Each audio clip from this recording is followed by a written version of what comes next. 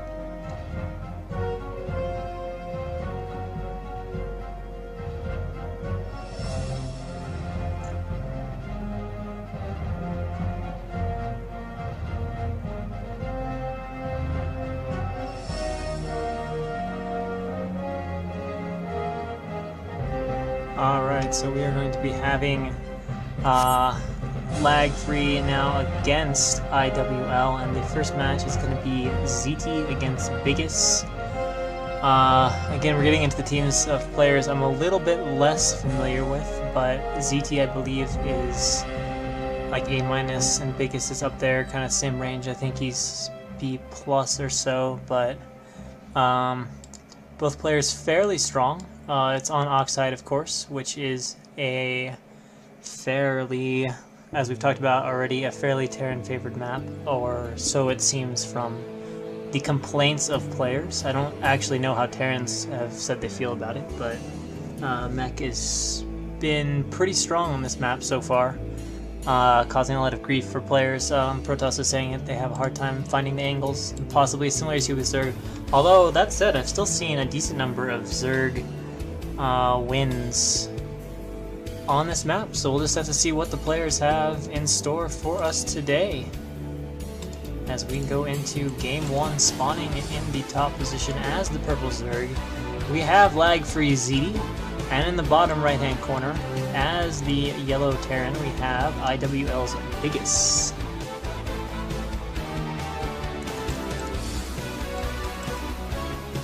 So Overlord going out to scout for ZT, as would be typical. In fact, I don't think I've ever seen a game where Zerg doesn't send their Overlord out to scout. I don't think there would ever even be a reason why you do that, why you wouldn't scout with your Overlord. Unless there's some map where there's like nowhere safe to put it, but I don't think that is the case on any modern map, as almost every map has a cliff over the natural. That the Overlord can be safely positioned at. So, as far as builds go, both players just getting SWBs. We're going to see Depot here from Biggest. interesting position for the depot, not in one of the traditional mannering positions to make like more efficient worker spawns or more efficient mining or more efficient gas mining or whatever. And Overlord is on the way for ZD minerals accruing. We'll have to see if he drops Overpool or if he's just going to go for 12 hatch.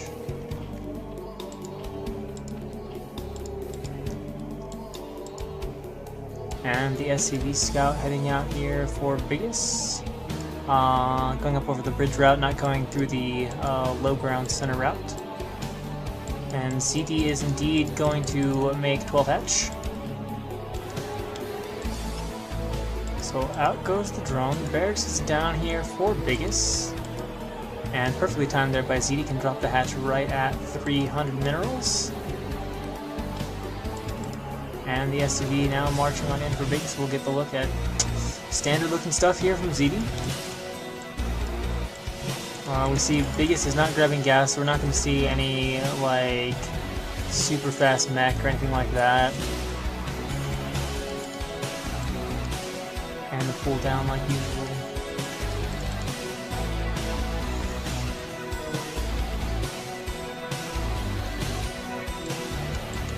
Second Overlord out for ZD, being positioned around the natural to spot for incoming Marines and or barracks, as there's nothing worse than having a bunker being allowed to finish right near your hatchery and then losing to a bunker rush just because you didn't have anything to spot it. And it looks like ZD is going to send out a drone scout, but it's not a 12 drone scout. It's a bit later than that, so that's interesting. Perhaps he just wants to confirm the command center, but his Overlord is going to be there at really a very similar timing. So I find that a bit interesting. I wonder if there's going to be some ulterior motive to this drone, or if it's really just going to pop in here, check the command center, and leave. Because it arrived at the same time as the Overlord. It's going to harass the SCV building a supply depot there. But again, I guess he's going to send it home? No, he's going to harass a little more. Trying to be as annoying as possible, but there's a Marine out now, and he reacts, and it is going to go home. So we got a little drone transfer, one drone, the SCV finally dying here in the base. And gas now going out for ZD.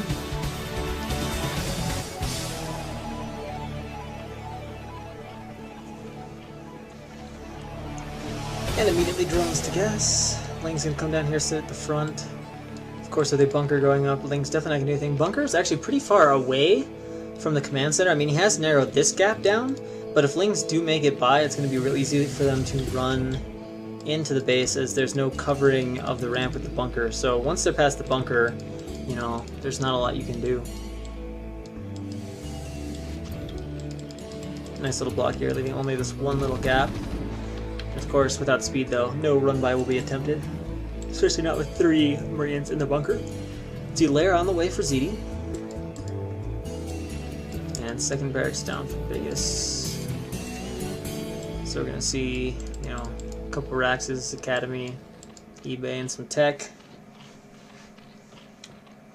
And now it looks like ZD doing a quick spread of his Lings to check for stuff roving around the map, although it's a little bit interesting simply because he's left. Oh, never mind, he still got the Overlord there. I blended in with the clip. I was going to say it'd be pretty odd to like leave no vision, but no, vision is still there.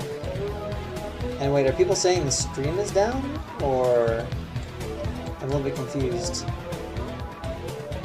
I see down, but I'm not sure what to make of that. I guess I'll assume if people tell me it's down that they can actually still hear me. Looks like CD's actually popping a lot more Lings though right now. He's probably getting wing speed, yes he is, and the Spire on its way. So he's going to defend without Sunkens and just use kind of mass Lings. But I don't think the stream is down because I am watching my own feed of it and it is showing up for me. So I'm not sure what that's in reference to. Either way, ZD has a lot of Lings out on the map now. That's probably even more than a control group. 1, 2, 3, 4, 5, 6, 7, 8. Yeah, that's definitely a lot more than a control group. So this is pretty dangerous here for Biggest, who appears not to have his medics down yet. Oh, he doesn't have medics at all.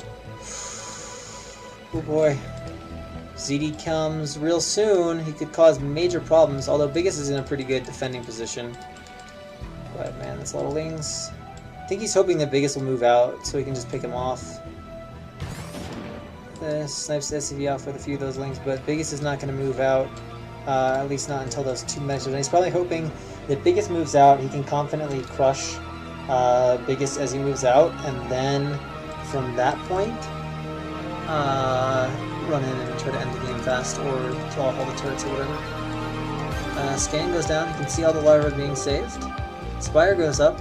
Interestingly enough, Biggest is not moving out, so he's either scanned that there's a lot of lings, or from the scan he notices the drone count seems a bit low, or something of the sort, as he is just sitting tight in his natural.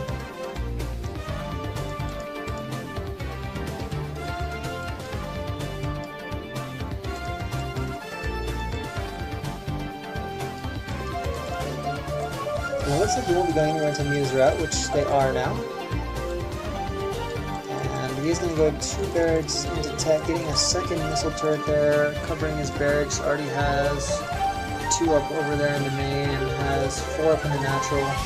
I don't particularly love this turret position. Oh, here comes the run by with the lings, and the bunker goes down immediately, and tons more lings moving in, but Biggest neatly at the ramp there, and that probably scared the heck out of him, but he's going to be safe. He's nice and all bundled up now. He doesn't lose too many more Marines before the Muta come in, which now are flying around harassing at the turrets, and being very aggressive with this Muta for 3-hatch Muta is ZD. And of course Biggest has to be very careful. Here comes the huge ling run by again, but again the Marines are nicely positioned at the ramp, able to keep these lings out, but the lings are going to start attacking here a little bit in the natural. Unfortunately, on a move they will prioritize the Marines, but he is killing a few of the turrets in the natural now, manually targeting those down, trying to open up a hole to work. Some very aggressive play by ZD. But it really doesn't do that much in the end, and Biggest defends it fairly easily. Muta do fly back into the main, are finally picking off these turrets over the barracks, and the one concern here is that Biggest has, with only 2 barracks, he cannot reproduce his Marines very fast, so if he loses them, could be a bit of an issue, but nice aggro there from ZD getting rid of most of the turrets. Unfortunately, they can be rebuilt pretty fast.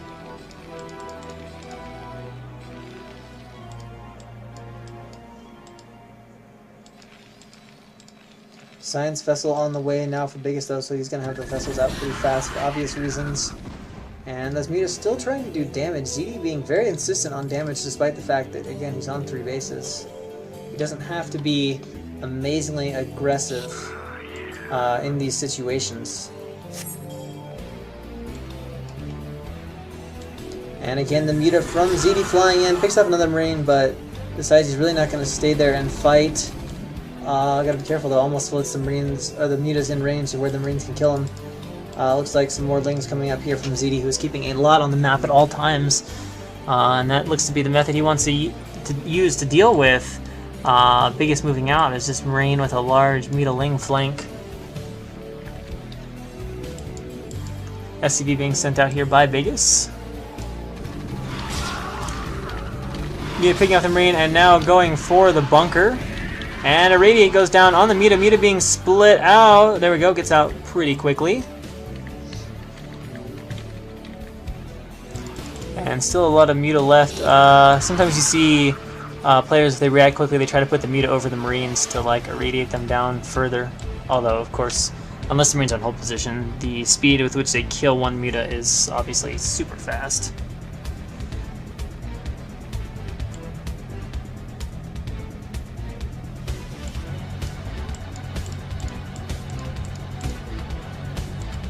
And it looks like a lot of Zerglings right now coming out from ZD, who seems to be going, well, he's finally getting Hydra. He's either not started Lurker or he just got it. We gotta wait and see what happens with these Hydra. But for the moment, they're just kind of there chilling. I think he's waiting for a little more supplies. He's C7, and now Biggest is moving out with his Marine Medic Vessel Army. It seems like from the lack of add-on and the fact, oh, he finally got an add-on, but it seems like he might be going SK Terran for a while right now. And okay, we can see there are the Lurkers out. Gets rid of all the Muta really easily, and now just has to deal with these Lurker here. It looks like 6 barracks going up, and yeah, we're going to see SK Terran as he is floating that second starport over, getting a control tower. No vessel being made at the moment though. So lots of Irradiate going to be available on the map for ZD. or for Biggest. And Lurker Ling for ZD moving around. Is he going to threaten backstab to try to slow this down at all? Or is he going to actually commit to backstab? Either way, has ZD left enough at home? He's sunkening up. He's bringing a few Lurkers over here. I like this decision to sunken up. That'll make it much more difficult for the Marines to split and come through. A few Lings running in, discovering the position of the army. Now ZD is going to move into motion and go for the backstab. So here we go, lots of Lurker Ling running in. Biggest has the science vessels in position, but we can see, I believe that's a Nidus Canal that is up. The Biggest is going to be forced to multitask big time on two fronts. And he has irradiated most of the Lurkers over here, but there is the Nidus Canal, which... Oh, it doesn't have an opening. Needs an opening, or else it can't ferry units through there real quick. And it looks like the backstab cleaned up effortlessly in the meantime, and now Biggest is going to try to punch his way through. One set of vessels does get scourged. Lurkers coming in from behind. Biggest will need to spread, which he is doing, and it's good and fast, and very few Marines die. And it looks like Biggest has access to the third, and this situation not good for ZD. He's targeted Nidus Canal, which does not have the other end, so it doesn't even matter. The Nidus goes down. The third will fall from Biggest. ZD is focusing on these counterattacks, but with just Lings, he's not going to get anything done at all. So he has lost his third, and Biggest firmly in control of this game now. More than double supply. Lurkers burrowing, trying to trap the Marines back in here. But with just one Lurker alive, the Marines can actually just run right through. Ling reinforcements coming, but it won't do anything against this group of Marine medic on its own. The Lurker can try to come through, but it really doesn't matter. And Biggest with a large Marine medic rally, although suddenly seems to realize stuff is going to come through the center.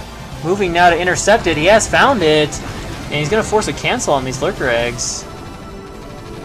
So ZD, just everything is not going his way today. Actually, this egg is doing a pretty good job living. 1-1 upgrades against 1... Well, the Ling's dying too fast to even check the upgrades. But we know there's one carapace. There we go. 1-0 Lings. Scourge being picked off over here. And ZD trying to re-expand to top right. Fleet of Scourge heading for the vessels, but they gotta be careful of the Marines here. Air defilers out, consume is done, so ZD can probably hold on for a while. No signs of a mech transition from Biggest, who, although there is a CC being made. And now moving up here. Now with all these vessels, you can irradiate defilers really fast. And really get rid of the defiler count quickly. Whoop. So there's a Dark Swarm up, and Biggest is forced to pause here. Gonna have to wait for that to go away. More Lurkers being brought forward. Another Dark Swarm goes down. Biggest pulls back nicely from that. And Scourge, but a nice intercept there. Keeps all his vessels alive. Interestingly not irradiating... Oh, he doesn't have enough money or enough energy for irradiate. So that's why. And Biggest sending a group of Marines over here, which will find this base. No Nidus Canal, so I don't think it'll be possible without a bunch of Lings for him to scramble into position in time. So yeah. ZD is going to lose this base. Actually, he's trying to move units out now as he realizes it's been spotted. No Zerg will be coming up. But now he has to deal with this little army, which is going to buy time for this army to do what it came here to do, which is to try and snipe this Nexus. Oddly enough, he's bringing back everything here to fight here. Oh, God.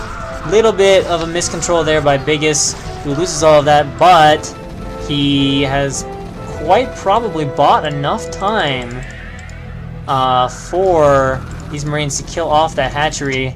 And oh, picks the drone going out, and there's only two Lurkers there. You could actually spread and go for that, but probably worried about Dark Swarm. He will get that hatchery, so ZD being kept on two bases, and Biggest right now is just plowing through ZD like it's nothing. Here comes one last Mutaling Force. There seems to be no Lurkers in here. Does get one vessel, but... Man, look at all those Marines back at home, too. That is an incredible number of units for Biggest. And of course, ZD is only on two bases. Biggest has landed this way... is that... That can't be on center. It's got to be like over here. And ZD moves forward aggressively with the Lurkers, which I don't understand, as it's just resulting in the deaths of more Lurkers. And now there's only two Lurkers here. And here we go. Biggest moves up. He's going for it. Some of these Marines are going to die because they don't have meta-killing. Actually, never mind. All the Lurkers are dead. And ZD can only say GG. And Biggest puts it up 1-0 in favor of iwL.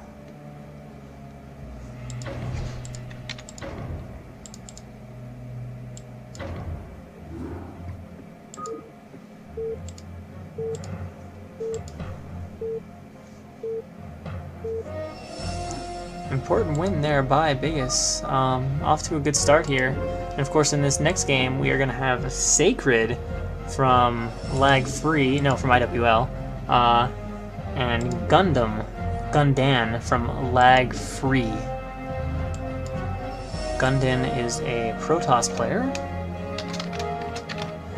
And of course our Zerg, as you all know, is Sacred, who I think is around B level. And I don't know anything about Gundan at all, to be honest. I don't even know how many matches he's played. So really no idea what to expect here in this game. Just gonna have to see how good Gundan is as a Protoss, I guess. Yeah,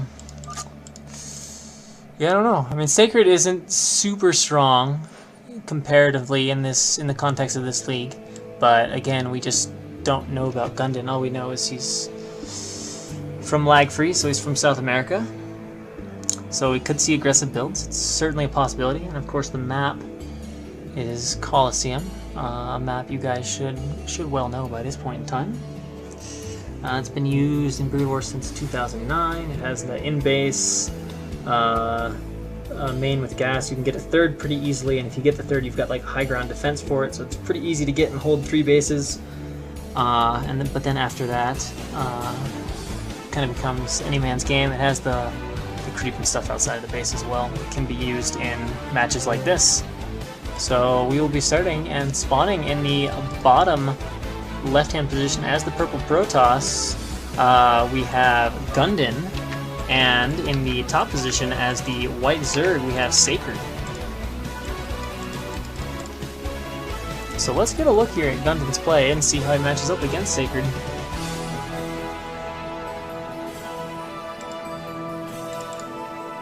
Overlord going out for Sacred in the wrong direction, but actually wait. It's kind of a strange direction. Usually you scout towards closest natural, which is right here. We reveal the map. The natural's right here, so it's a bit of an interesting scouting direction from Sacred. Not that there's necessarily anything quote-unquote wrong with it, but it would not be your most typical scouting direction. And out goes the probe for Gundan.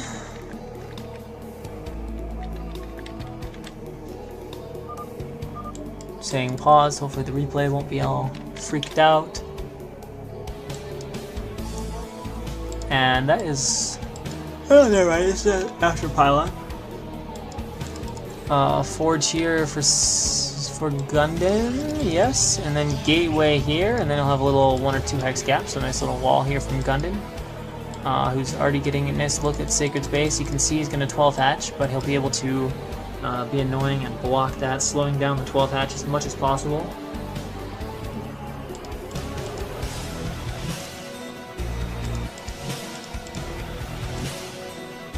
And the probe mining a few of the backdoor minerals, just to be obnoxious, be like, haha, I stole 8 of your minerals, what now, sucker? Nothing you can do to stop me. Alright, so now here comes the drone to make the hatchery. Getting a lot of nice free shots off though with moving shot, although Gundan's just like, pylon, no hatch for you. But Sacred moves quickly and just gonna take the hatch at third as his natural hatch. And on a map like this, that's really totally fine. I mean, it's totally fine on any map, but this is a nice, easy to defend third. Puts himself on the high ground here to defend it, and yeah, you've got this entrance, but that's not hard to defend either, as it's a narrow, tight entrance. We can see he's getting 2 cannons before gateway. I don't think he has to get 2, especially since, well, it is 6-lings, but Zerg, of course, making a faster pool because the hatch was pylon, but I don't think that was enough to necessitate 2 cannons before gateway. But either way, Gundan will be very safe and should be saving up. He has got enough money for his Nexus now. Probe is in place. Nexus goes down for Gundan. And he can now make his gateway. He makes the second pylon first before gateway, so he's going to have pretty slow tech. Gateway is really not going to be made fast. I mean, 2 cannons, pylon, and what the... That may or may not be tight. And this is a massive gap, so this is a pretty weird wall here from Gundin. Which does make me wonder about his skill level a little bit. I mean, sometimes you see good foreigners with bad walls, but I'm a little unsure. I'm a little unsure right now, as that is pretty strange form of walling. See more overlords on the way, and the Lings are just kind of chilling here. Probe's still alive, still scouting around though, so it's doing a good job there. See if it can survive these Lings, or if it just runs away out the small ramp. Yeah, that's what it's gonna do.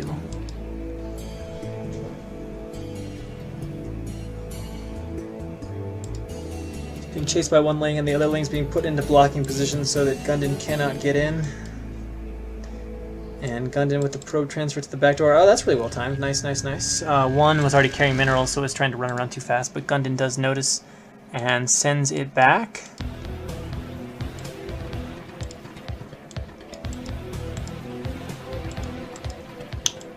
And finally we can see the gas and core going up.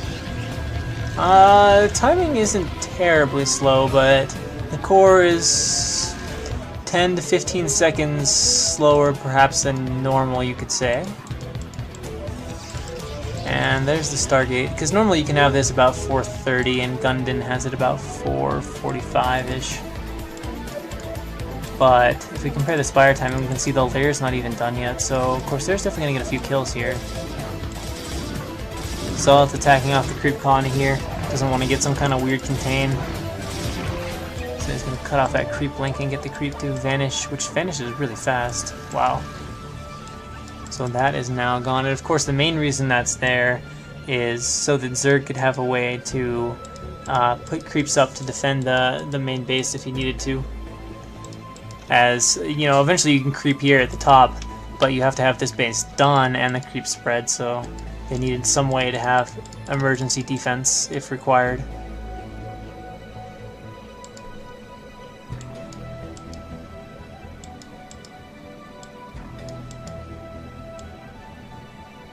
And now it looks like Sacred, having made about 12 Lings or so, can maybe just surround these Zealots, as they have no +1, and he's going for it, although he's not getting much of a surround right now at all. And we'll see how the control is for Gundin so far.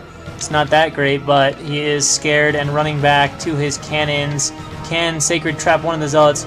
No, he cannot. So all four do make it away safely, and now outflies the lone Corsair at a really late timing. I would have thought that would have been faster. We can see the Spire is only just nearing completion, Hydra Den being made back in the main. Corsair can definitely get a few kills. There we go, finally going to start getting a kill. And we can see a few pairs of Scourge, the Hydra Den, and Gundin again pushing out now with Zealots. He has started his +1 upgrade. At this point in time, he's getting leg speed though, so he's going to have a non-+1 Zealots, but it's going to be from 5 gateways. So it's going to be a lot of Zealots here playing aggressive game against Sacred. Although Sacred is starting, he's actually not starting Hydra production yet, but he is up to 4 hatches. Actually, that's a pretty good response then. No, he's got 5 hatches. So Gundin, though, is going to have a lot of Zealots here to pressure with, and a lot of reinforcements as well with these 5 gateways. He's delaying his archives for this, and it's just going to put on a lot of +1, or not +1, but Zealot aggression. +1 about halfway. Evo Chamber, Carapace. Oh, it's +1 Hydra missile, so we know he's going to transition into Hydra. But his Lings are not going to be that good. He's probably going to be surprised. Like, both players are not noticing. Gundin could have killed like 10 Lings for free, and Sacred probably could have tried to save them, but can't. So here come a bunch of Zealots, and they're on a great angle to just get in there and start attacking this. The Sim City is not very strong here for Sacred, so these Zealots may be a huge problem, especially with no Hydras out. They are popping at a pretty good time. Lots of Lings running in. I don't know if this is enough units for Gundin right now, but there are going to be some serious reinforcements. No, it looks like there are way too many Lings, and the +1 isn't done, so just pure Ling is going to clean this up for now. Gundin is using a few of the Zealots in the back here to pick off drones, but it is going to be cleaned up fairly easily here by Sacred. Gundam still holds the supply lead, and he's going to have a lot of Zealot reinforcements, but he didn't kill off everything the way he needed. Had those been +1 Zealots, the situation likely would have been a lot different, which makes me a little bit surprised he didn't get the +1. Supply's pretty close now, and Gundam seemingly a bit concerned about a counterattack, adding another cannon. Interesting. Oh, he doesn't have a pylon. I was going to say, interesting he's not adding a high ground cannon, but it looks like the Zealots here is trying to fight against Ling Hydra, but it's too much. They're being forced to run away. Needs another round or two of Zealots. Panic Dark Templars being made from a few of these gateways, getting High Templar out now. And from the archives, you can see Storm is about halfway done.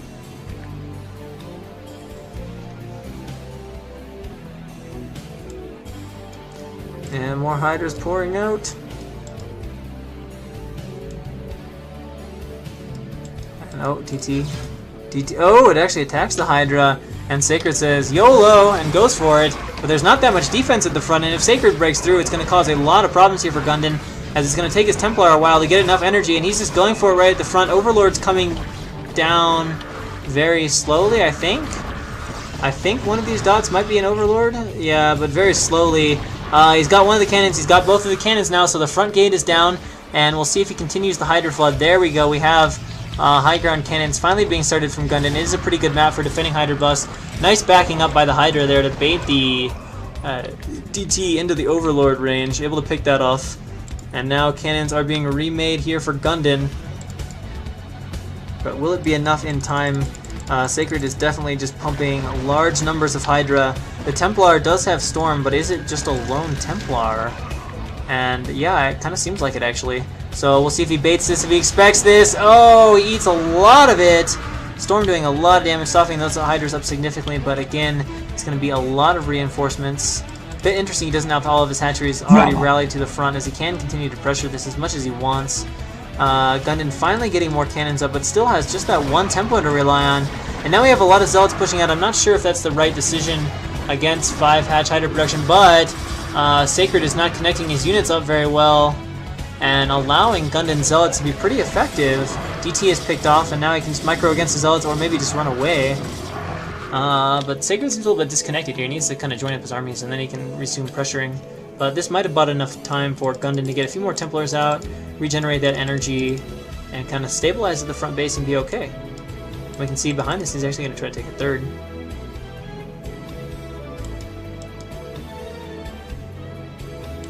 I really thought that Sacred could have bust through there, but again, it just seems like the reinforcements weren't quite fast enough. And now Gundam kind of gathering up his stuff outside the front. Has only Zealots, but Zealot Templar, but it's fine because there's only Hydra right now out from Sacred. Although he's got a lot of them now, he's got 2 or 3 groups. If he brings all of his Hydra forward, no sign of Lurker yet. And even a few Dragoons popping out here for Gundam.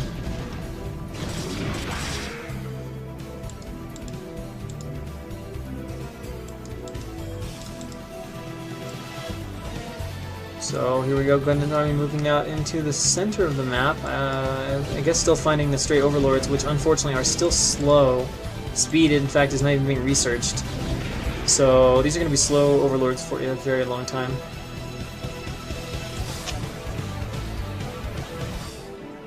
And there we go, now Gundam getting even more Templar in this army. That's probably what he's waiting for, is just Templar and a little more energy. A little bit of a meta transition here for Sacred, hoping to kill the Templar for Gundam. We'll see if this sparks some Corsair production. So far it has not, but a lot of damage being done. There we go, Corsairs will start now. And there is one already out, of course. Needs to be careful though not to lose it. Bring the goons up to help defend, acting as those temporary cannons.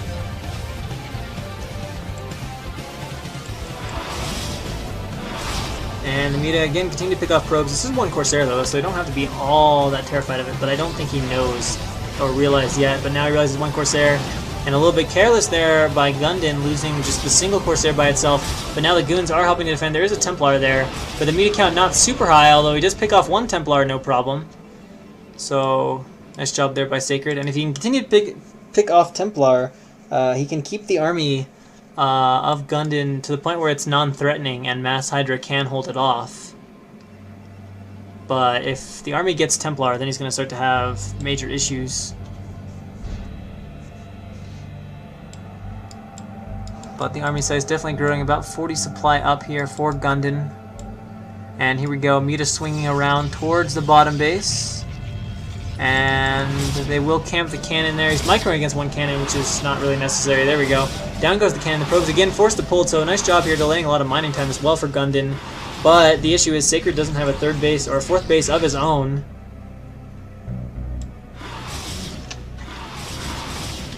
And Muta's getting even more probe kills though, so a lot of economic damage happening right now in the base of Gundin, and the stair count not super high yet. And it looks like perhaps Gundin is ready to commit to moving out on the map now. Feels like he has enough units. Yeah, moving some stuff up in the middle, and now it looks like also moving the rest of his army up into the middle of the map. And whoa, Sacred running out here with a lot of links right into these zealots and general army of Gundin. There's sort of action on all sides. Muta flying over the Templar, and these zealots attacking over here at the third base. We've got a lot of Hydra being macroed, but there aren't any lurkers behind this to support it. Lots of links coming up. Storm goes down. Hydra have nowhere to run, so they just eat that Storm to the face, and it does quite a bit of damage. And Storm getting most of the lings as well. So the question is, can Gundin make up on the high ground? Here's the lurkers coming in the back way. Where's the obs? Apparently it's not in sight. There's this one lurker being annoying, but all the goons at the front are being cleaned up, and Sacred is actually holding off Gundin's attack for the time being, but still a lot of units left. Gundin forcing them up onto the high ground now. Storm going off on some of the drones. Lurkerling pouring in from the other sides. They are not hivelings yet, but I think it's going to be just enough lings popping that they will clean most of this up, and Gundin here is going to be forced back by numerous lings. And their Storm goes down though. We'll pick off a lot of the remaining lings, but I don't think it's enough. But Gundin had his army brutally beaten back, but still has a very large supply lead on Sacred, since Sacred is stuck on 3 bases himself against Gundin's 3. Hive just now finishing. We'll see, there we go, the crackling upgrade starting quickly, which he will need to hold more of these attacks, given Gundin's 3-base gas-heavy production. And now Sacred coming down with a bunch of lings. Perhaps just wanting to snipe Templar and stray goons, but Zealot reinforcements coming out right now. Upgrades definitely in favor of Gundin. 1-1 against 1-0 or 0-1 only for the Zerg. And the lings unable to kill only, or are able to kill only 1 Dragoon there.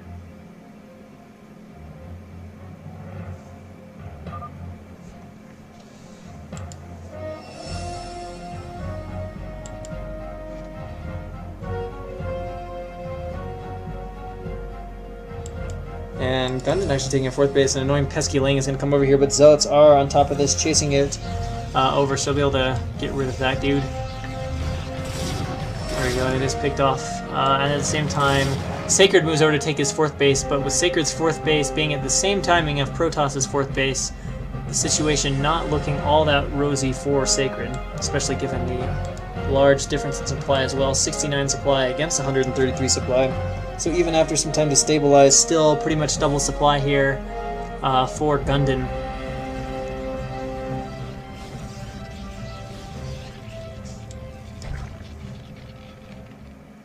And a cancel forced on this hatchery, so even worse, Sacred kind of blocked onto just 3 bases.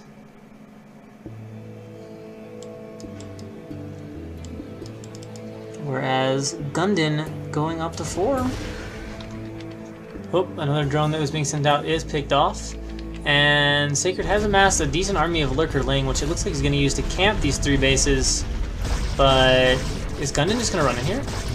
It's going to be like, I've got this, man. I got like 4 bases. Alright, so there we go. We've got goons at the front.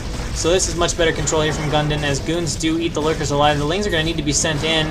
How will the storms be? Apparently they're not coming so far. And the lurkers also moving forward. Lings getting off a lot of free hits as the army retreats here from Gundin, and Sacred is going to push this way back. Oh my god, this stuff is so juicy for a storm though. It's packed up, and the lurkers are being really clumped, but I think Gundin is just not comfortable with his army size. I don't know why storms aren't being dropped though. They could be so lethal right now against all this. Oh, there's not enough energy, that's why. And a nice little split of the army. The Templar unfortunately walking the wrong way. The lings will finally eat up these Dragoons, and Sacred is going to push Gundin back for a little while, as Gundin's army remains pretty small for the moment. Here comes another Ob, so we will be able to see the lurkers again at least. And Sacred moving across the map now to attack Gundin's 4th.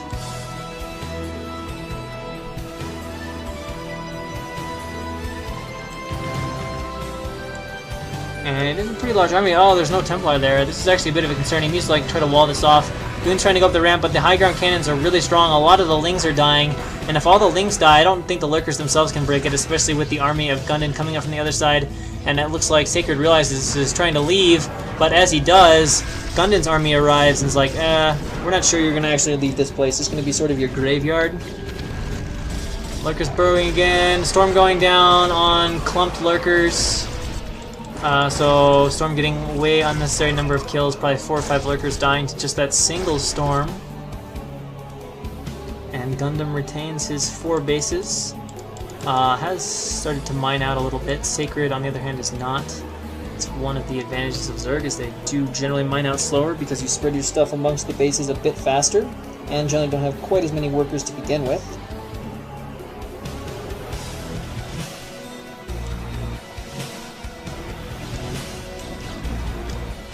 So a bunch of Zerglings fighting a couple of Dragoons in the middle.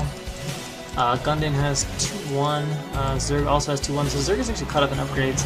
Gundam probably having a few moments here where his forges haven't been spinning continuously. And a bunch of Lings actually catching an Archon off isolated, and again, no storms, but again, Sacred burrows the Lurkers massively in a clump. But the army of Gundam, well, with the Archon support, it might be enough to clean up all these Lings, and it looks like, yes indeed, it will be able to. There are still the issue of these Lurkers. But the way Sacred is burrowing, all Gundam needs is a few storms, and he can get rid of all of these Lurkers from Sacred. Gundam sending a small portion of his army over here, again going to prevent the 4th base from Sacred from going up, while I just macros away at home.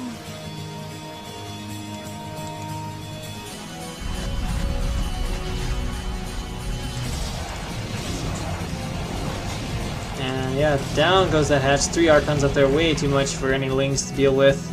And Sacred is starting to press the attack.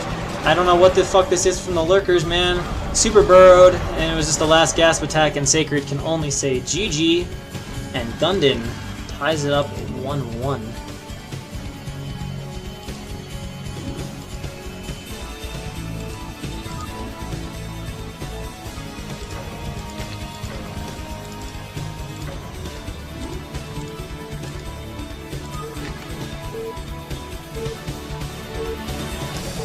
So yeah, I don't know, Gundam just absolutely outplayed Sacred in that game. And of course, in our next game, we will be having Ace against Handy. And I don't think there's any doubt here who the favored player is, as Ace is a strong former, I believe actually A-rank Zerg, and Handy is merely like B+, I think. And Ace also recently had a pretty good run in IC Cup Clan League individual tournament. I don't think he beat Ziki, but he got like a walkover Ziki over Ziki, and then he won like another 4 or 5 games, and I don't know, he's just playing pretty good. He didn't have to face any like super crazy Koreans, but he showed, you know, good results there. So if that carries over to here, I expect we'll see Ace winning this game quite easily. Of course, the map is Outsiders, so that always presents some opportunities for really wacky, sort of crazy playstyles that can throw players off, like we saw Draw lose to Protoss on here, or lose to a Terran on here, who did mass drops and just caught him unprepared and ended up taking a game that way. So Outsider can make for some weird upsets if players come with a really well prepared build. And I guess with that, it's time to begin this game. So spawning in the bottom position as our brown Terran, we have LagFree's Handy, and in the top position as our blue Zerg, we have iwL's Ace.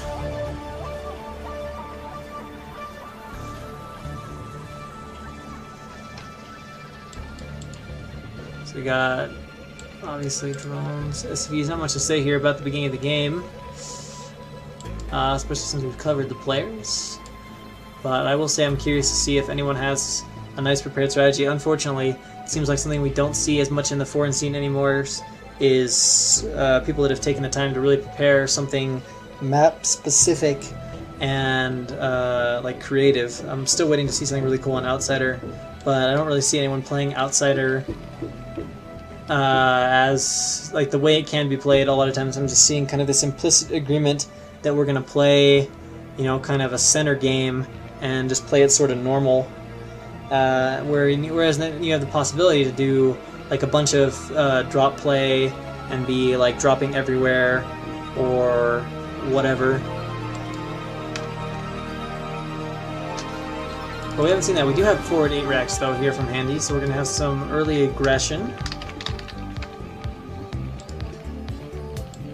And against, I think, overpull here from Ace. So I don't think any serious damage will be dealt by this 8 racks. And Handy's sending SWBi out to scout, but it is going to go to the wrong base.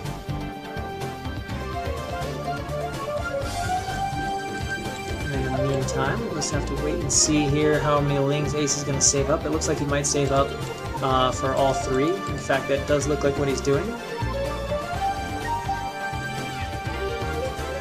We haven't seen the traditional Guardian play too that was common in Pro League on this map.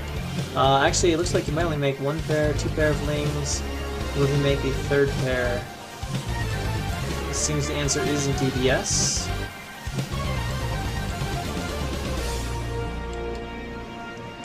Hatchery, of course, is placed now. And the Lings start popping here for Ace. And Handy being smart, oh, is he actually scouted? Brown is so hard to see. Looks like that might be an SCV over here, hidden by the overlay. Yeah, so he has scouted, which is why he's keeping his Marines back at home. Just getting a bunker up so he can be safe against this and not die to anything from Ace. And Ace pokes in here for a sec, but is he going to commit to this? Is he going to go for it? No, the bunker's up now. So Ace won't be able to do anything with that. We can see the 3rd hatchery is down for Ace. Handy's seeing all of this. Of course, the gas mining is... actually, gas just started. Oh, Ace goes for it. 1 Ling is by, 2 Ling is by, just 2 Ling is by. 2 Lings are by. So mostly just going to scout and be annoying. Might get an SCV kill if Handy's a bit careless, but there's plenty of Marines to defend. Did he pull all of his Marines from the bunker? Okay, I don't like that. Sometimes Zerg will do that to trick you, and oh! Ace has tricked himself. But yeah, some Zergs will do that. They'll run a few by, and then if you pull everything, they just like run in with massling. You're like, oh. Shit. That's not what I had in mind. Ooh, wait. Only just now started mining gas, never mind. Lair should be a little bit slow for Ace then.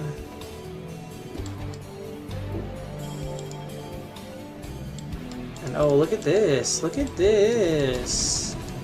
No CC. So it's going to be some sort of sunken bust coming up here from Handy. Obviously going to need the gas. Oh god. Oh god, the Imbinus. It might be scouted by Ace though. With this floating Overlord. And the Marines very much out of position to stop this guy. So yeah, no way they're going to stop this Overlord from seeing these barracks. That's not what I want to do. I want to make sure Ace is seeing this all. Yep. Yep. He sees both barracks. He's like, I wonder. I think I know what you're doing. Ling's moving up across the map right now. Lings need to get out and hurry. Oh god. Oh shit. Never mind, the Marines have stopped. I thought this was going to be like an oh shit moment. Does he know? Yeah, okay. Oh, never mind, there was already a sunken here. It was just hidden by an Overlord. Never mind. Ace was not that scared. As 1 sunken can easily fight off like 6 Marines. Particularly if you pull the drones at all.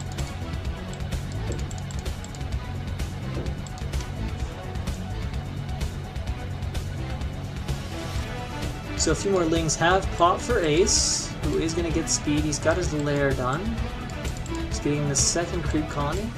And I think he's just going to come down here and sort of feel out what appears to be in Handy's army right now. Got the Raxus done. We're getting stim. And 3 medics done as well. It's also quite possible if Handy wasn't paying really close attention, he may not know this has been spotted yet. We've got the Spire on the way.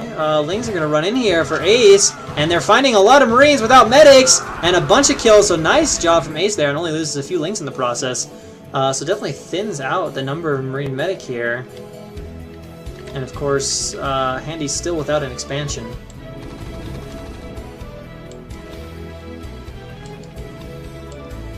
And Ace is just running around with his Lings, constantly dancing around, threatening. Oh, gotta be careful not to get careless with those Marines and chase after the Lings. Too far. He's actually gonna stall long enough that he might even have Muta out.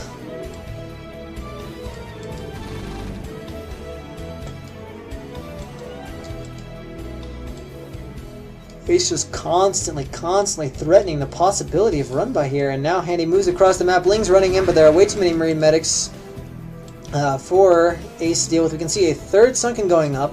The Lings are going to be kept close, and there is a lot here, so when the army commits, the Lings can definitely run in from the backside and do quite a bit of damage. And here we go. Handy's about to go for it. He's attacking the gas. He is not stimmed and committed to it yet. I think he's trying to bait the Lings. Really wants to get rid of those before he goes for it. And knowing that they're a threat. Here we go. Stim. Here we go. Here comes the bust. The Marines are going in. Ace will come in here at some point from the backside with the Lings. First Sunken is down. Lings coming in now from the backside. Can the Marines get it all? I don't know. The Muta are popping at a pretty good time. A few of the Sunken are in range. And it looks like Ace will defend this just fine as the Marine count now very low.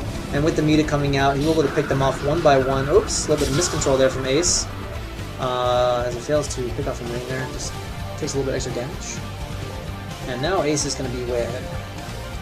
He has held off the threatening attack from Handy, who without another base is going to be very handicapped.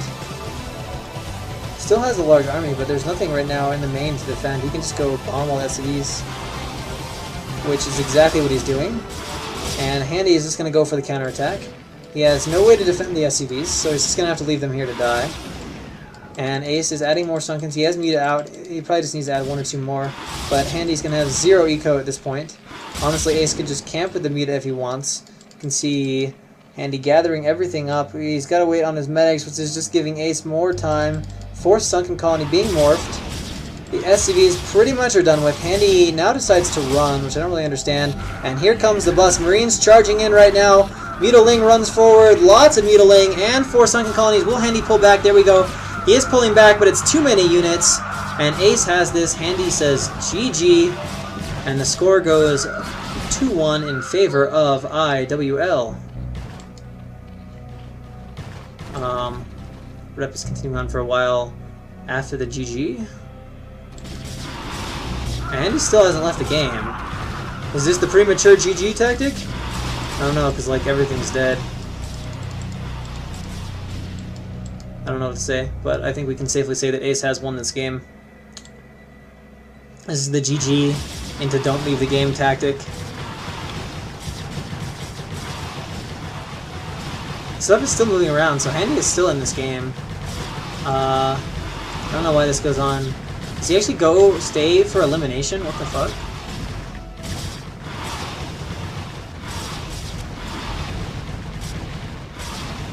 That's pretty weird. A little bit of BM here by Handy. Is he going to leave right before elimination, or will he actually be... Wow. I wonder if he just said GG and left his PC, or if he was intentionally being BM.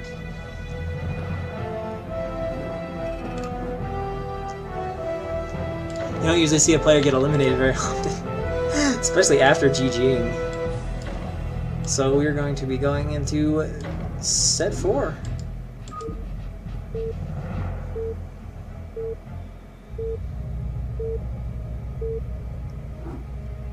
Which of course will be on Overwatch, as every set 4 has been, and it is going to be Artanis. And he is going to be playing against none other than iwL. So it is going to be a PvP.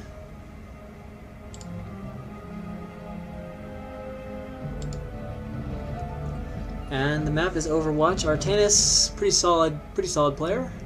I think he's done decently too. He's won a few games so far in STL. And iwL, I'm not sure on iwL's record. How well he has done so far. Kind of a newer guy, not someone whose name has been like in the headlines for a long period of time. So I'm not sure how he is done. And of course the map is Overwatch, the 2-player map designed by Freakling.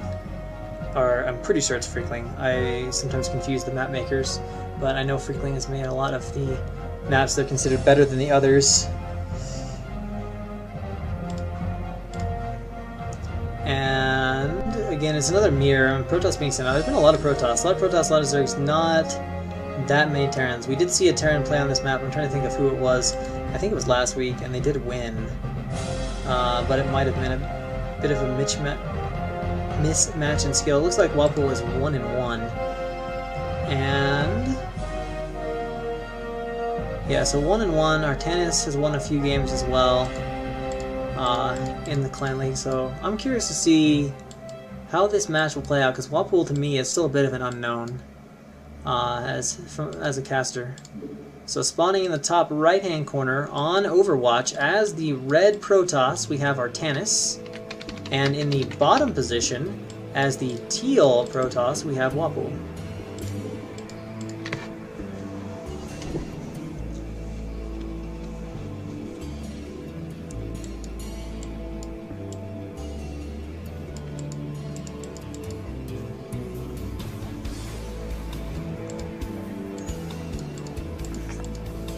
No super fast probes, so nobody gonna be like trying to cheese each other to death. Artanis, from what I remember, has played mostly standard games. I'm trying to think of what WaPo's games were. I don't even remember what he's played. Looks like he's played a PvT and a PvZ, and that is it. He has played exclusively on Overwatch, and he beat Andre and lost to Michael. So, I don't know. Dre to Dre is okay, and Michael's pretty good, so that seems reasonable. And it is going to be a pretty fast pylon scout here for WaPo. Artanis is going to scout till Gateway or later. Probably after Gateway. No, actually. So we're going to have a pretty late scout from Artanis.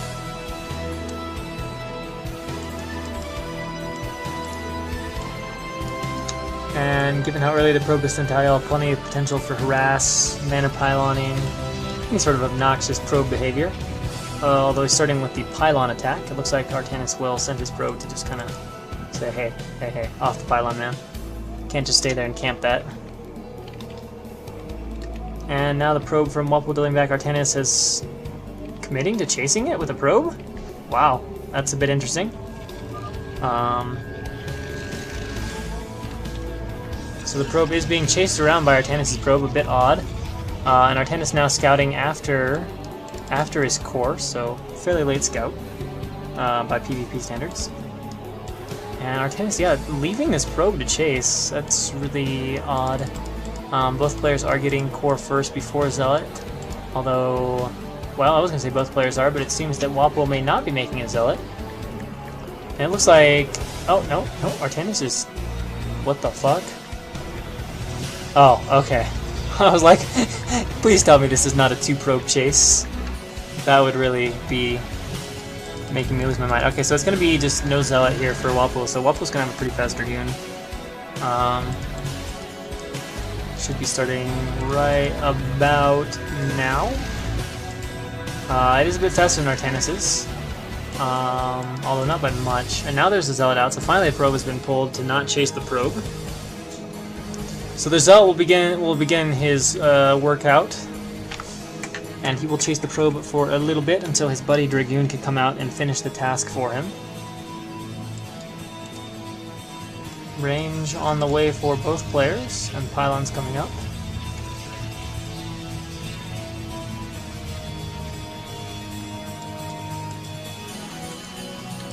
And here comes the Dragoon.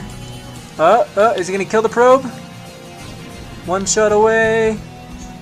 It's gonna try to get away. Looks like it will just barely get away. And WaPo is gonna try to double back and get in, but it's not gonna work because Artanis' Dragoon is going to see it.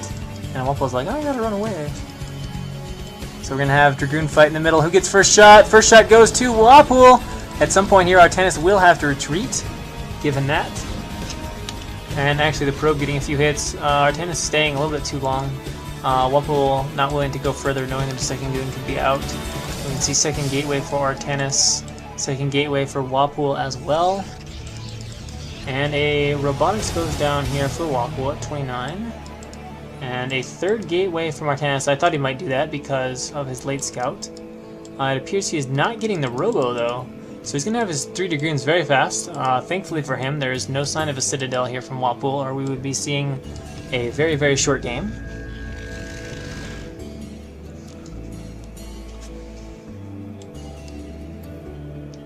But Artanis comfortable, I guess, that Wapol is not going to make that DT, and it's going to work out for him. Some spotting pylons being made at the edges of the base. And, oh, I thought that probe was going to get by there for a sec, just the way it looked on the mini-map. But 3 goons obviously not going to get a probe past that. In fact, 3 goons can actually one-shot a probe. Robotics finishing. Looks like he's going to go obs first. Or is he going to make a shuttle? No, he's going to go obs first. Alright, so Artanis will probably wait for one more round of goons and then move out.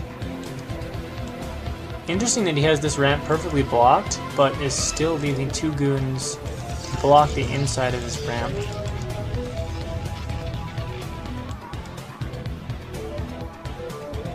And Wapol kind of going up the back way. Well, he wouldn't want to come over the bridges, so that makes sense. This might trick Wapol, though, into engaging too soon, as Artanis is now going to have goon numbers, and he's just probably going to go for it, because he does have way more numbers. Surprisingly, Artanis not moving forward that fast. Will he pick off a second goon of Wapol? Yes, he should get this guy who strays away from the rest of his buddies. And it looks like Artanis is not ready to move out yet. The obs pops out for Wapol, who is apparently only going 2-gate obs against the 3 gates here from Artanis, who I think is going to move out fairly soon, right? I mean, he's got to, man.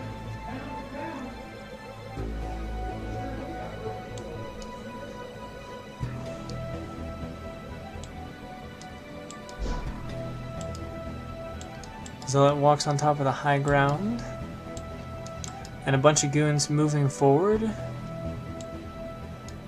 Yeah, Mutus in response to what you're saying about there being spoilers from the tournament thread, that's just the submitted lineups.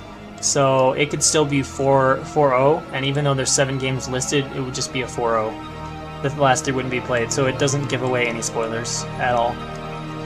Like, just because you see games going to ace match doesn't actually mean they'll go to ace match. It's just the lineups are submitted by the captains beforehand.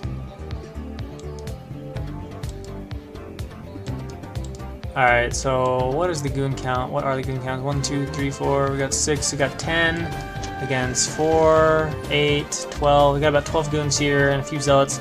So definitely more units, although there's 4 gates now up for Wapol. So I don't actually know if Artanis will be able to bust in here with his 3-gate, as he has waited quite a long time with this. He's got more goons coming in though, although Wapol is in a very strong defensive position. Probe's now being transferred, and here we go! Artanis going for big attack. Definitely needs this to work out for him, but I don't know if he has the numbers to commit to this, and he is going to walk forward, target firing as best he can, and will he get it done? It looks like there's not much target firing from Wapol, oddly enough. Artanis just needs to keep target firing as he tries to bust in here. More goons are coming to reinforce. It is 5-on-4 right now. Make that 5-on-5, although here comes another goon for Artanis. It's kind of slow motion battle, and now Wapol is going to be forced to retreat, so Artanis will get a little bit of damage done. But all Wapol has to do is live here. Probes are pulled now to help defend. And one is going to get trapped. That's a bit unfortunate. And Artanis is going to be pushed back here. Probe is being pulled way far off the line here to help defend this attack. And another goon is trapped. And now the goon advantage favors Wapol. I think we'll see the probes returning here at home in just a sec. There we go. And now Wapol is going to be at a really overwhelming advantage. Supply-wise, it's 51 to 37, so that's already reflected, but the bigger deal is, of course, the economic advantage that Wapol is at, and he's on 4 gates to the 3 of Artanis. And Artanis only just now starting his Nexus, whereas 100 minerals, 50 to 100 minerals have already been mined here.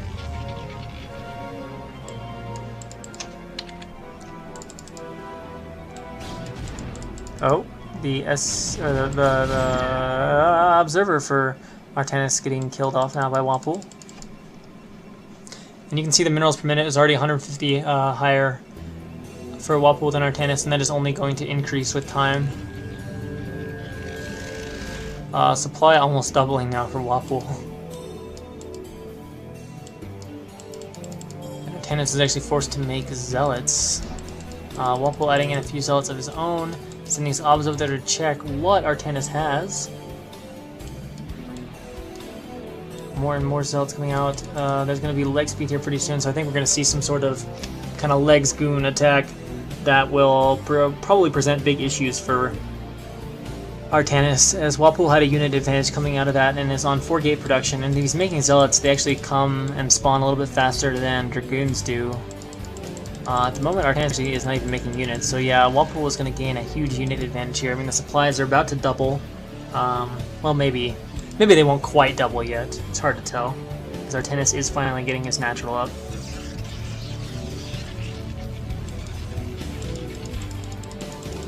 Still hasn't made units though, so this has been a long cycle without units as opposed to constant units here from Wapul.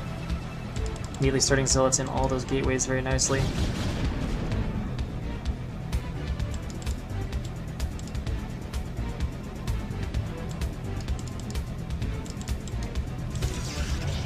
Getting a forge actually up. He needs another pylon building. Might suffer a small supply block here at 90 supply, as he does not seem to have the pylon. And looking at the army size, we've got probably about 8 zealots. We've got 12 goons or so against just 6 goons and 3 zealots. So yeah, army massively bigger from Wapul, and there's a good chance this is going to be a 1A, 2A victory here for Wapul. But we'll see. Supply advantage is about 30 in favor of Wapul. Now we see the minerals per minute really kicking in. 400 more per minute for Wapul. Dramatic difference. And I assume Wapul is going to go up over the high ground. We can see a DT is headed out. That's going to be close. Oh! the observer gets wind of it. DT is actually... Oh, yeah, then Artanis is like, no, I shouldn't do that. So Artanis is trying to move up on the high ground. Oh, he's tried to go for Templar. Is he going to have a storm? Yes, he is. Does he have a finish, though? Looks like he does. But Wapul's attack is a little bit miscoordinated. Artanis is trying to move into as defensive a position as possible. But here comes the battle. If there's a storm... Oh, he didn't research it, so that's not going to be any storms. And the goon count way higher for Wapul. The DT is actually just going to die to the cannon harmlessly, and Artanis indeed has to GG. And it is a 1A, 2A, 3A victory, and the series becomes tied 2-2 going into set 5.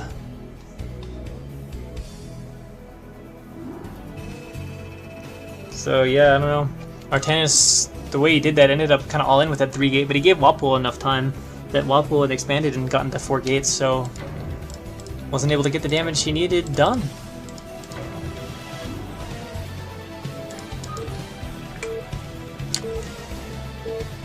So we'll have to see who we have up next. Series tied 2-2, very tightly contested at the moment, and it looks like we're going to have Castro against Finito. Castro, of course, old school good Zerg, was like A- or something like that back in TSL2 days, and Finito is a Zerg himself, and I think he's in that general range of B+-ish. So I think if Castro is still at full skill, he would be a little bit favored, but I don't know if we know how strong Castro is.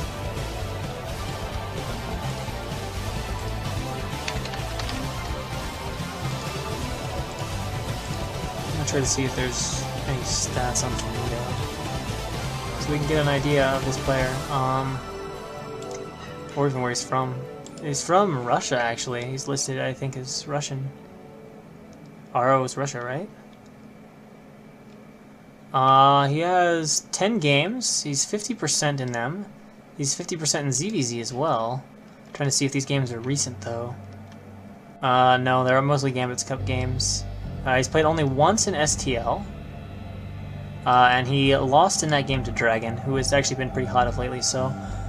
I don't know if we can say too much about Finito's skill, and same thing with Castro, we just don't really know what to expect.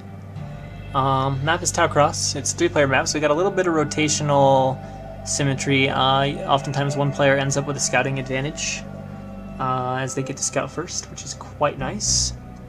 And it's a non-ramped map, so possibly a little bit more difficult for Zergling defense, as Zerglings bug out less through a flat choke than they do through the narrow ramp choke. So I guess with that in mind, we can get into the game and see what the players have in store for us today. So on the left side, in the middle position, as our orange Zerg, we have LagFree's Castro. And in the bottom position, as the brown Zerg, from iwL, we have Finito, who says, "Before you was good." So the question, I guess, is he still good? Both players are actually going to scout incorrectly with their Overlord, so we're not going to have the rotational symmetry imba really come into play here.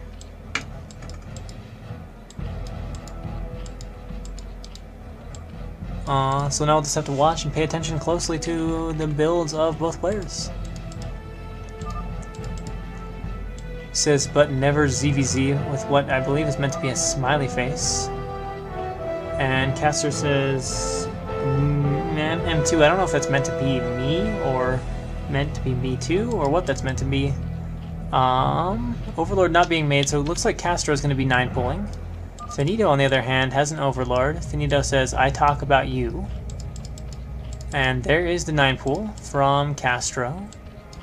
And Finito, we're just kind of waiting on to see what is going to happen here. He is saving money, so we might have Overlord. And we get a few more drones, so it's going to be a 12 hatch or 12 pool against a 9 pool gas here for Castro. And it is going to be 12 pool, so that is a little bit more defensive, particularly if 9 pool speed is what Castro elects to do. Apparently Finito thinks Castro is going to do a Hydra style, which would be pretty entertaining if he did. It doesn't really work at Korean levels, but at foreign levels, Hydra can be good. Finito trying to ask, "What are you doing now?" He is quite curious. And the answer is, he's doing 9 pool. And we're going to wait to see what it's going to be. 9 pool speed. Since he's taking guys off gas, I think. Yes, indeed. Whoa. That was a bit of a mouse fail.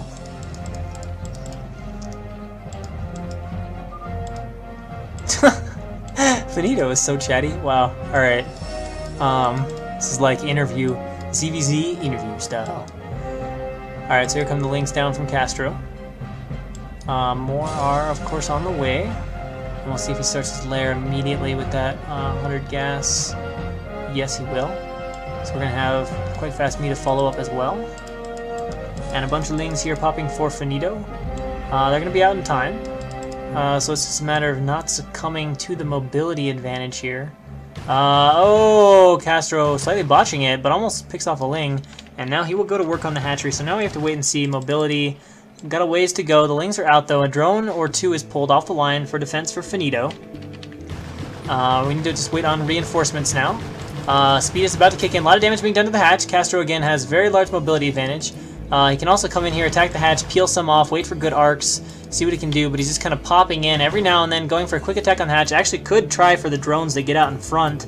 When they are that exposed, it is possible to snipe them off. And now he runs in, but it's not the best angle of engagement for Castro, and Finito holding that off pretty easy. I think he's going to stabilize. Now his second hatch is kicking in, and we just have the lings fainting around at each other constantly, repositioning and repositioning.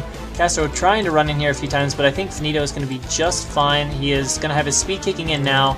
Drones can go to mining, and with 2 hatches of ling production, the aggression phase is likely over for Castro, and he's going to need to throw up that sunken back in his base. Finito moves out now, trying to surround. Castro does react by dropping no sunken. He will need that if Finito continues to make links and moves across the map. Waiting on the Overlord right now. Yeah, still nothing but links in production, and Castro actually is not making that sunken colony. So I think if Finito sees this, he's going to come and attack with lings. What? Oh, never mind. Somehow I saw Burrow. I must be taking LSD or something. Alright, yep. And then on cue, he spots there's none of that, and now Caster's like, yeah, maybe I need that, since all the lings are moving out. Oh, wow, how smart. Even keeping a few back, knowing that these 3 dudes could be out there. So can he buy enough time? Here we go, Finito charging in, trying to bait the lings out of Castro. And now the lings are beginning to get a route at which they can get in, but Castro's getting a really efficient engagement. Finito trying to surround, but I don't think it's going to be enough. The Sunken is on its way to morphing. I think it will finish in time. And the Spire is actually in an okay position to be drilled upon too. Finito trying to get as many kills as possible, but the drones have to be pulled now. Actually, a lot of lings are attacking the Sunken colony. And if, with reinforcements arriving, can it be enough? Maybe. Unfortunately, the lings take a quick pause to attack the gas. The Sunken getting lower on health, but there's only 1 or 2 attacking. The drone drilling from Castro, very strong. The lings are so close to getting it, but will it live with the tiniest bit of help? No, it's going to fall. So now the front door is open, but there are not that many lings streaming in. And Muta are on the way, so I think that Castro is going to be okay. Although he's taking a little bit of damage there. Gas being attacked, and now the first Muta is out. Big drone drill here from Castro, trying to get rid of these 2 lings. 1 drone goes down in the process. The bigger question here is, what is the status of Finito's Spire? I don't know, he's getting a Spore up here to defend this hatchery, and a Spore here as well. I like the Spore, it's nicely positioned. It won't protect gas mining, which over the cliff can be shut down here by Castro. But no, he will need to morph them soon, though. He can keep the Muta busy for a while, though, as he runs around here with the lings, going for another drone, gets it. He's getting a lot of kills. Castro actually being forced to make a few Zerglings to help fight against this, as his Muta count is not high enough. Trying to re-drone a little bit behind this, but more and more lings popping in here. Really, Finito liking to attack this gas. And Finito goes for another drone, but Castro runs it away pretty nicely. And Finito decides now that Castro is making drones. He's going to pop a load of drones himself. And Castro moving down with that 1 ling. Finito needs to make a few lings or something, or he'd just have issues as Castro sent 1 or 2 down. Oh, Castro trying to make something, but gets blocked. He has to bring his drones down there to get the creep colony to go.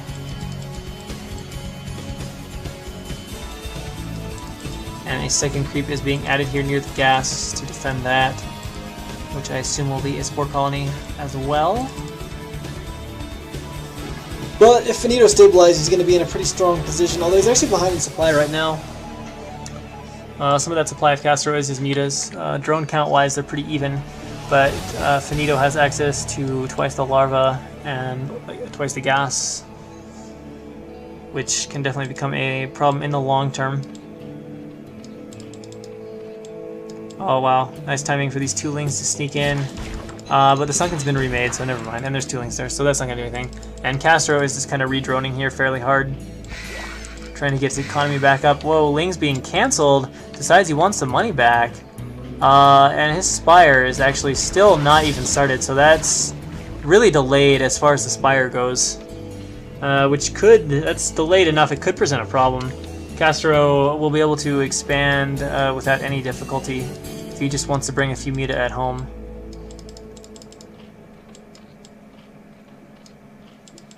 Castro trying to harass the gas, but he doesn't really have enough Muta to do it. If he had like 12, he could just do that, taking a shot or 2 and harass the gas and be fine. Oh, nice drone run there. That Spire is possibly misplaced. If he can get right back here from the very bottom, he might be able to get some free shots off that. He's getting the drones here at the natural, doing a lot of damage to Finito, and actually even finds a place to park his Muta. And of course the gas, especially with the cliff vision, is very harassable as the Muta count grows here for Castro. He can cause a lot of problems for Finito. And Castro surprisingly had a very large supply advantage, and it looks like he is going to come out now and put down his hatchery, knowing that the Spire is a long ways from being done. And not that many minerals saved up here for Finito.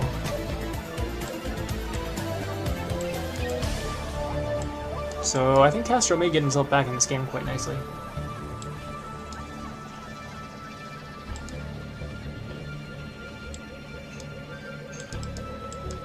Drone count 1, 2, 3, 4, 5, 6, 7, 8, 9, 10, 11, 12, 13. 13 drones or so plus the ones on gas. 5, 6, 7, 8, 9, 10. It looks like 11 or 12 for Castro plus the ones on gas, so maybe 1 more drone for Finito right now. Does have access to the second gas, but is not currently mining any Vespian. And we do have a single Ling here moving across the map, which is spotted by Castro. I'll probably stop with... I was going to use these Lings just to chase it around. Sending everything back for one Ling, a bit interesting. I guess doesn't want to deal with his hatchery being scouted, but can't stop it from happening. And Finito's going to go ahead and leave. So the issue for Finito now is catching back up in the muta count. I mean, he has more banked gas, but if we look at the amount mined, 38, so 600 more. Finito's only mined 200 more here, so if Castro gets his gas up pretty quick, there's going to be no way for Finito to actually catch up in gas count. And Finito has been forced to spend a lot of it on Scourge and other things, which I think Castro can micro down pretty easily here. And he's going to run in behind the minerals. He can actually get a few shots off at those Scourge if he wants to. Has to gather them up by the sunken. Here we go. Scourge moving forward. We've got that Muta versus Scourge. Oh, Castro very sloppy there. Losing 2 Muta to Scourge. Moves in behind there. Picks off a drone though, which is going to be really annoying. Castro eating another Scourge, but Finito does not have the Muta count to defend Castro going behind the minerals like that and harassing. And oh, needs to be careful with the spores, but the Ling's running in for... wait, what? I guess that... Oh, I saw Finito Lings. It looked like, but I guess those were Castros? They look brown to me. I guess they were Castros. I believe a drone did die, though, in the making of this film.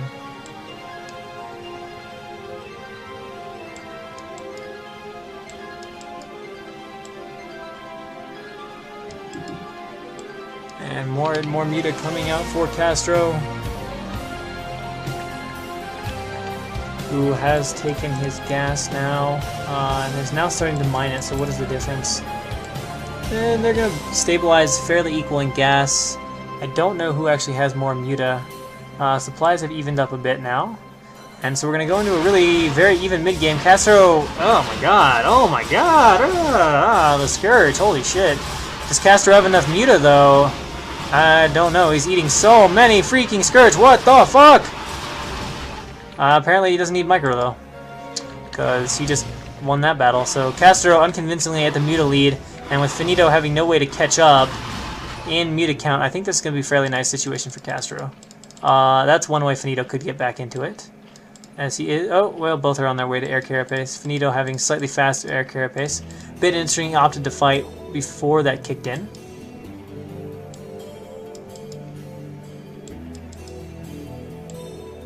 And here come 2 more Lings from Castro running in. There's only 1 Muta out, but there's also a Ling out.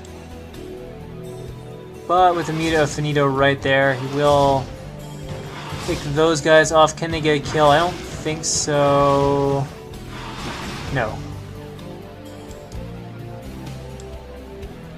And in the meantime, Castro just producing more and more Muta. Has pretty good economy going now, and has a pretty comfortable supply lead.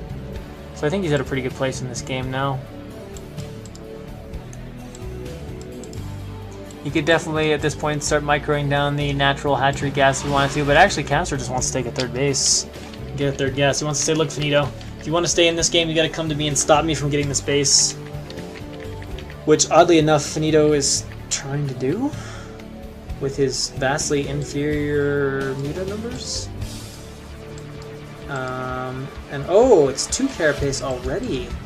Wow, okay, so Castro's way ahead in the carapace battle. I didn't even pick up on that the first time. So Castro is just at an overwhelming advantage right now. Despite not microing against Scourge, I just don't think there's anything Finito can do now. He has no air army. He's got like no Muta, and yeah, I guess that's it. Castro is going to put LagFree up 3-2. Hang on.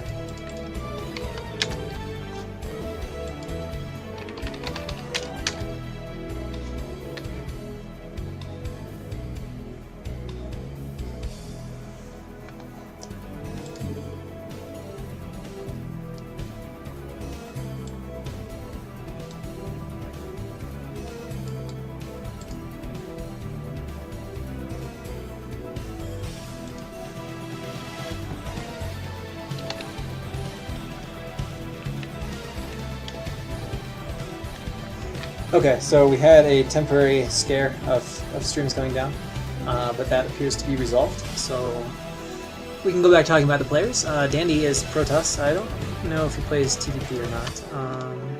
Let's see if we can get any info on this dude. On this Dandy. Dandy man.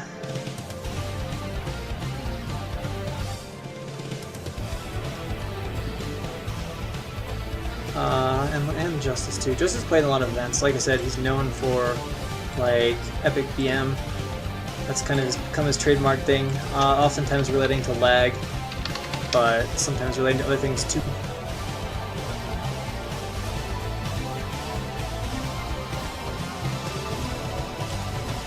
And of course, the map. I don't know. I don't think we really need to talk about Fighting Spirit a whole lot. I think everything that's been said about Fighting Spirit has been said many, many times. Yeah, Justice has a really poor record. He's actually 3-14 lifetime TLPD in STL. He's played twice on Oxide, and I believe has lost twice. Yes, he lost to Vadi and to Freeman. Dandy, on the other hand, what do we know about him? He's played once, I think, in STL, where he beat Lancer X. So he did play Terran there, but he plays, I guess, PvT. So we'll go in the game. So Dandy, certainly, just looking at what little we have statistics, which admittedly is not that much, would be our favored player. But we'll have to see what he has in mind for us. So bottom right-hand corner, Teal Protoss, Dandy from LagFree, and as in the top, as the yellow Terran, iwL's Justice, who is hopefully looking to improve on his relatively... Oh, okay, so beginning the game, he says no lag. Note this, because I want to see if we have a lag excuse at the end of the game, if he were to lose. So, considering Dandy has a win over Lancer X, that's a pretty decent caliber win. Lancer X having hit A-, Justice only being, I think, B+. And that's with Terran, so generally most players have a little bit better Protoss than they do Terran, as PvT is generally just considered to be easier than TVP, until you get to Korean level, in which case then good Terrans are ridiculously good. Justice having a little bit of SCV communication troubles, but he looks like he's going to put the depot there. Wonder which wall this is. It's going to be like the depot, barracks wall. I think that's how it's done on this map. It's like just barely touches. Ends up making a pretty good tight wall. We got gateway going up for Dandy.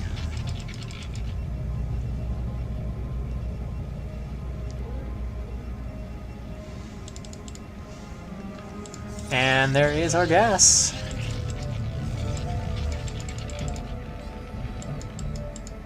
Alright, yeah, and that's exactly where that last depot will go. And that will make a nice tight wall. I think Lynx might be able to sneak in on this side, but Zealots cannot. But I don't know if the wall is considered 100% link tight. Alright, so the gateway is finishing.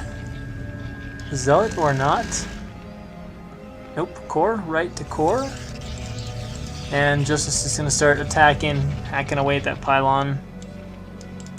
Got our gas almost done here from Justice, and yeah, Dandy sends out the probe to harass the SCV a little bit, which actually is going to fight back.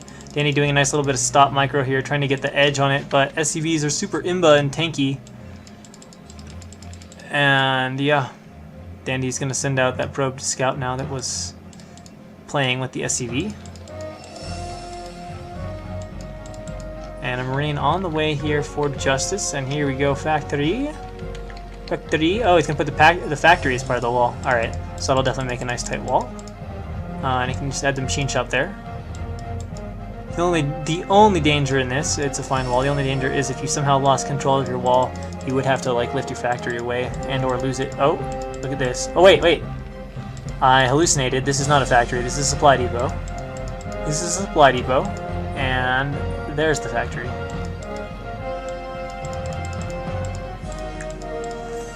No goons started yet. Oh, it's just, wait, what? Oh, this is 10:15. Wait, the fuck? I don't know. There should be a goon started. Oh, he did Nexus. This looks like sort of a variant off of SKT1 build where this goon will finish and then he'll make 2 more. So I think he'll have 3 goons at FD timing. The way this will work out, I guess. So it'll come down to micro. We'll see. I haven't seen this particular variant. I've seen some people do 19 Nexus, but I haven't seen people opt for the goon this far after the pylon. Of course, it's getting range. Marines can get out here, actually, because these are not on top of each other. They're right next to each other, which is not tight to Marines and Lings. Justice is going to make the command center on the high ground, which means we will probably not see FD. Probably will be Siege Expand. Alright, so the tank starts for Justice, and now we wait eagerly to see what upgrade it is. The Nexus is done. Dandy's sending a small probe transfer of just 3 probes. Yeah, it looks like it's going to be Siege, because there's no mines, which would need to get started here fairly soon.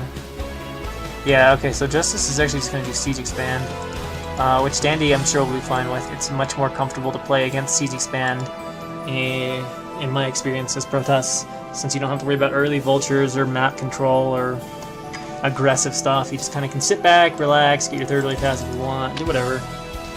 It's quite nice. And Dandy is going to throw up a few more gateways here pretty quickly.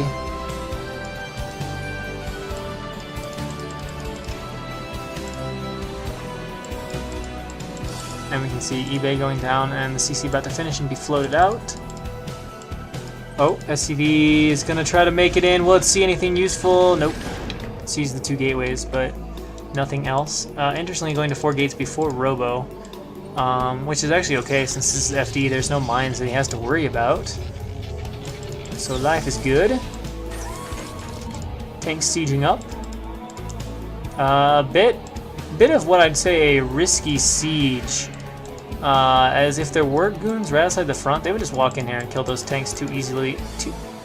Whoa, holy English fail. They would just kill those tanks super easily and just walk on top of them. I mean, there's not even that many Marines. There's only 3. We do have a missile turret going up here at the front, and here come the goons charging up to the front. They are going to run into some siege tank fire. But it looks like Dandy is going to press the issue. Now, I was worried about this happening, but not at this point. And yeah, it looks like Dandy is just going to end up suiciding the goons. And I completely suicided 2 goons for a tank. Yeah, not terrible, not great. There's an SCV over here to spot if the Nexus goes up. And Justice just producing a bunch of tanks. Holds off a little scare here from Dandy. And I really was surprised with it. I was like, what? Okay, so we're saving up money, so I think he's going to intend a Nexus. But he's going to need to send some goons over here to clear that out. So it looks like he will make a round of goons, yeah, beforehand, realizing that, yeah, this Nexus is delayed, so I'm not going to let my money skyrocket. Will Justice get a look at the Nexus going up? Oh, he doesn't even see the pylon. No, he just knows that SCV was killed. Oh! He actually would have glimpsed the probe if he was staying there. If he kept his vision there, he saw that the probe was in place, so he's going to have a good idea that Nexus is starting. We see a 3rd and 4th factory, so Justice is going to try to do a timing attack here on Dandy. Or here against Dandy, rather.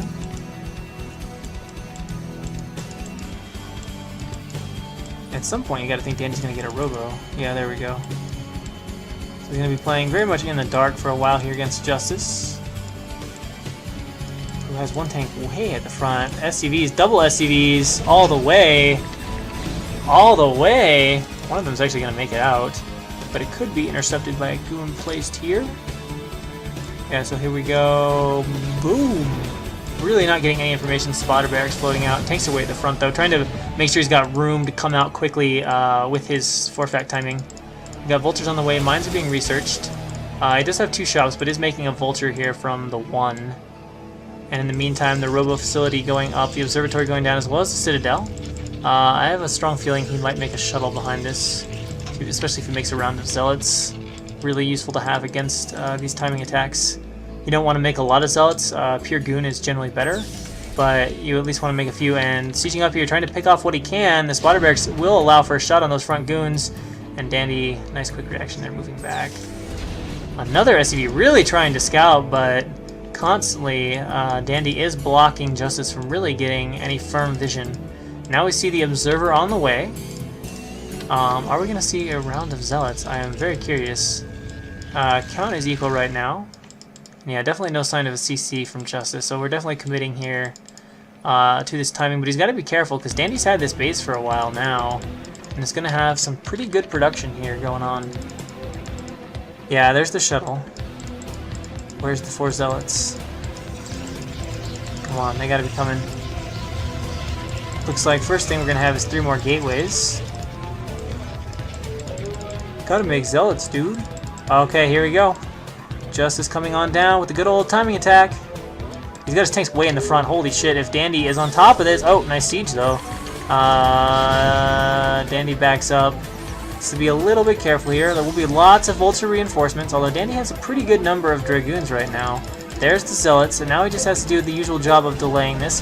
Using the Observer here, gonna go take a look. Justice siege is up as Dandy runs in, needs to back off. Loses 1 goon at the front here to these tanks. And the only thing I'm worried about is Justice is giving Dandy quite a bit of time. Dandy has a nice, comfortable 25 supply lead. Looks like he has about a control group and a half of goons out on the field right now. And is just kind of sitting out here, just backing out of siege range, kind of inching back. And forcing Justice to sort of siege and unsiege, kind of leapfrogging his tanks closer up. And there we go. Here come the Zealots. Actually, he's just going to go straight into Zealots now. He can use the shuttle if he wants, but he's getting speed. And now Justice is reaching the front of Dandy's base.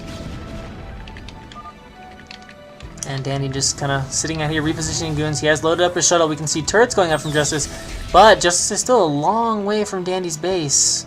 A real long way. Will Dandy run in here? I mean, obviously not going to Zealot bomb everything unsieged. Now he runs in, forces the siege. Here comes the shuttle from the backside. The Vulture's moving into good position to try to intercept down these, and the target firing from Justice is pretty good. But will there be enough units from Dandy? I don't know. The speed lots need to get over here if they're going to join the fight. Most of the Vultures are going down, though, which will pave the way for the now speed lots. And where's the reinforcement? It might be a little too late, as there's a lot of Zealots on top of the tanks. Huge mine drag. Last tank goes down. Reinforcements coming, and it is a lot of tanks that are coming down. But Dandy now has a lot of production, and he has broken up the initial timing, and a ton more units coming out from Dandy. I think that's just too many units here for Justice to deal with. Zealots coming out to the front, picking off the mines, doing a good job, and Justice is going to be forced back now, and I think Dandy is going to be just fine. I don't think there is going to be enough production for Justice to allow us to continue. Dandy walking on top of the tanks here of Justice. Justice is microing nicely to pick off the Zealots, but again, the tanks have gone down, and this has been sent back home crying. There's actually not even a third started, and Justice still only on 4 facts. Obviously, very, very low SCV count, since he doesn't even have money to expand off of just 4 facts, so he really cut hard for that. And now Dandy is actually just taking a 4th, and Justice is going to find himself way behind. He's tried to add a few SCVs on, but really his money is just very low. He's going to have to go back here and defend, but I don't think it'll be too long before Dandy just macros up like crazy. We can see how many gateways he's gone up to.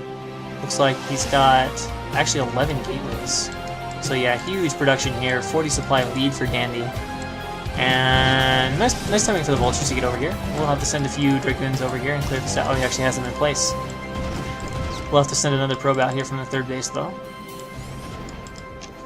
And even putting a Dragoon on this ramp so he can see anywhere that Vultures try to leave. Well, I don't really understand. I guess Justice just knows he can't try to take a 3rd, so he's going to try to do one more attack.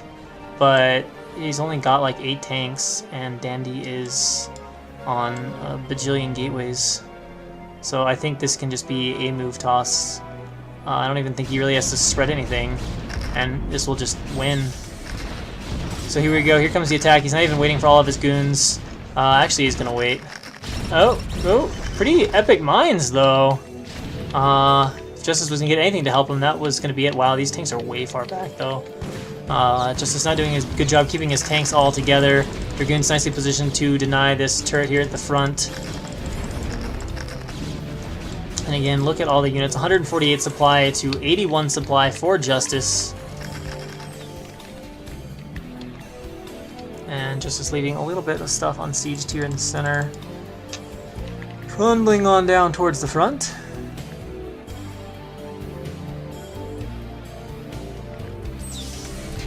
And seizing up everything into a better position. Still stuck in 4 facts, and now Dandy pulls the trigger. Everything charged up from the natural. Tons of Zealots coming up here. That is just a lot of Protoss stuff. Lots and lots of Dragoons. All the tanks are going down. Justice obviously getting overrun. Just way too much production from Dandy. None of the mines even really going off. There's so much Dragoon fire. And now I think Dandy is just going to go ahead and move her home and take the series 4-2 for LagFree.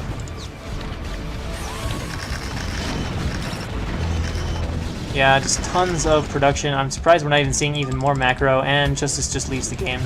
Knows he can't use the lag response because he already said that it was lag-free. So, nice 4-2 victory for LagFree over iwL. So that is all for today, gentlemen, and thank you for watching. We will see you next time.